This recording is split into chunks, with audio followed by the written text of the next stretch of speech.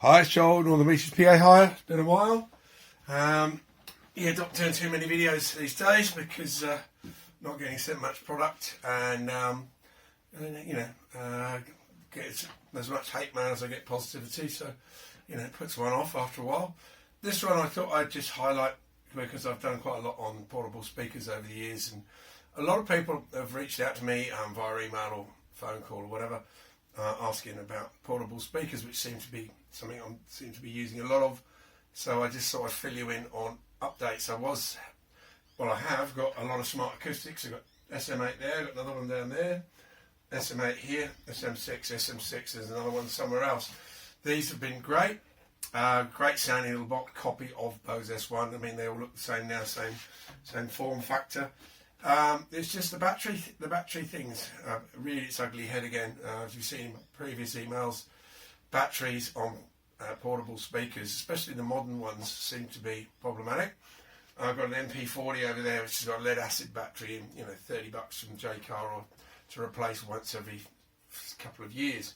What I'm holding here is the battery pack from, which one is it? This one here, SM6. It shipped with a 2017 battery pack in it, which I think I bought this unit in 2022, so it was already 5 years old. I think I've highlighted that in a previous video. So, got a new battery pack from the supplier, which is very easy to do, as long as there's stock, and very easy to replace yourself. I've actually taken the covers off this one, so I've tried to repair it because there's no stock in Australia, and I need to use these devices as much as possible and also learn if I can fix the problem.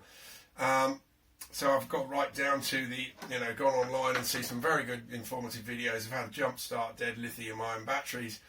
But when you try to start pulling these battery packs apart, as you can probably see, I've not done a very good job because I am an idiot. So please bear that in mind when you send me hate mail. But what's discussed online is taking one of the batteries out, connecting a couple of leads to a battery which has power in it, and then bumping it up for 30 seconds, say, to give a little bit of life from a dead battery. I've done that 3 or 4 times, but then what I've noticed, I've managed to damage some of the shielding, which has caused hot spots and a bit of heat. So that's not good, so I assume this one is now dead. This was a battery pack that I got as a replacement for this unit. I think it had 3 uses as hired to customers, and then the customer left it on zero, left the unit on for a long period of time, and it completely drained the battery. So when I got the unit back, plugged it in, I'll charge the battery. No charging light came on, just the green lights. I mean, I'm hoping, or not hoping, but I'm assuming other people have had this problem. Maybe we can discuss it online, or people can give me a workaround or share their experience.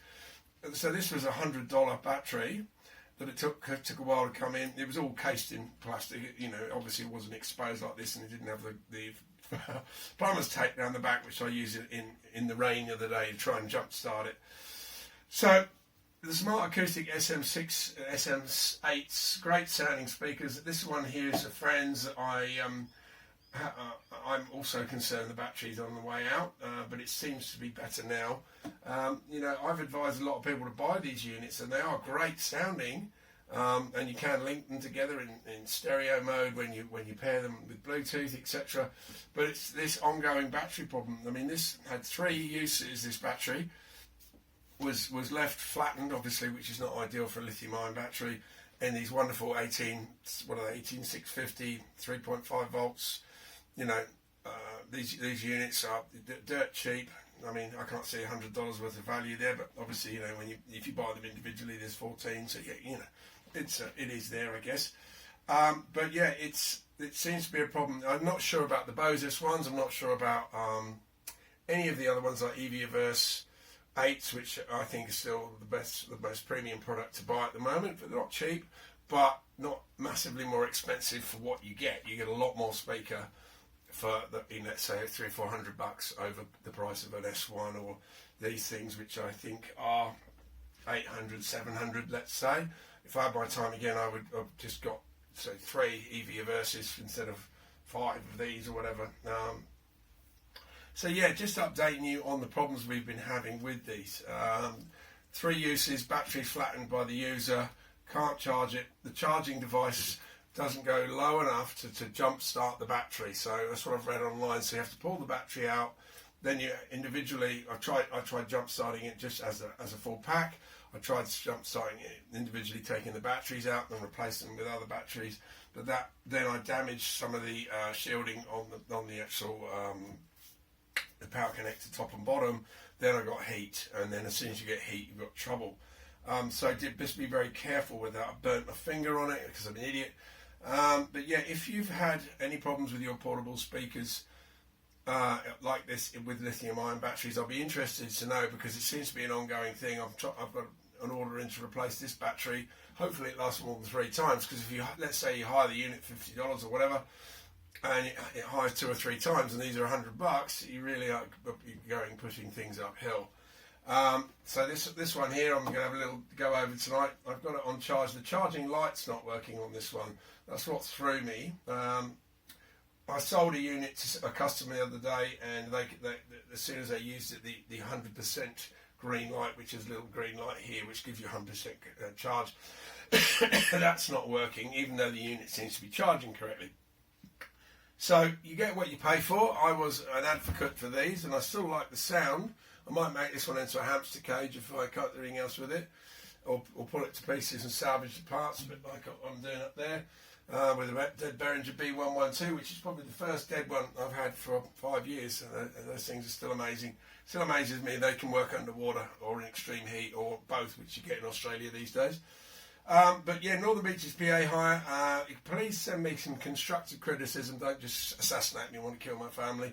But if you've got an idea about your battery speaker, or what you prefer, or what is, a good battery speaker, like let's say the EV versus my preference, have you had success with another speaker that we could look at? Because I need to buy some more reliable speakers. I've got a big event coming up with Peter Cosgrove, big memorial event. I need some patch speakers that last. I need them to sound good, which these do, but I need to be able to rely on them, which I can't a lot of the time. Charlotte's a great company, send me through products to like this. We pay for everything; it's all paid for. And when it goes wrong, it's like, oh god, again, But yeah, the Smart Acoustic, great sounding box. Battery is a problem. Let me know if you've had any problems, or you've had any other problems with the unit. I haven't had any other problems with the unit. Really well made box, nicely put together. Everything is, particularly blue inside, but it's just this awful battery which lets them down. We've got away from the Behringer MP100s and MP200s. They were just an absolute joke.